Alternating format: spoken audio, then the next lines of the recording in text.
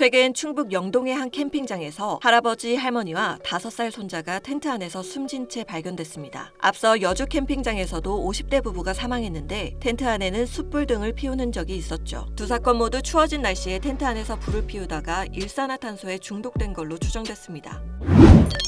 코로나19로 인해 야외 활동이 주목받으면서 야영장 수가 전국에 급증했고 캠핑 인구도 500만 명을 넘어섰는데요. 하지만 캠핑 쪽이 늘어나면서 안전사고도 빈번히 일어나고 있습니다. 특히 날씨가 추워지면 텐트 안에서 화로나 이동식 난로를 사용하는 경우가 많은데요. 일산화탄소 중독 위험성이 크죠. 얼마나 위험한 걸까요? 한 실험에 따르면 밀폐된 1인용 텐트 안에 숯을 활용하는 화로를 넣어두자 불과 10초 만에 일산화탄소 주의 경보음이 울렸는데요. 이어 2분 만에 사람이 의식을 잃을 수 있는 농도까지 치솟았습니다. 또 캠핑할 때 많이 사용하는 등유난로를 텐트 안에서 켜자 50분 뒤엔 산소 농도가 14.7%까지 떨어졌죠. 일산화탄소는 불안전 연소 시 발생하는 기체로 침묵의 살인자로 불립니다. 과거 우리 사회에서 연탄을 난방용으로 뜰 때 자주 사고가 났었죠. 색과 냄새, 맛이 없어 농도가 아무리 짙어져도 알아차리기 어렵습니다. 일산화탄소는 체내 저산소증을 유발하는데요. 계속 노출되면 구토, 호흡곤란, 전신쇠약 등의 증상이 나타납니다. 특히 농도가 2000ppm에 달하면 한두 시간 만에 사망에 이를 수도 있죠.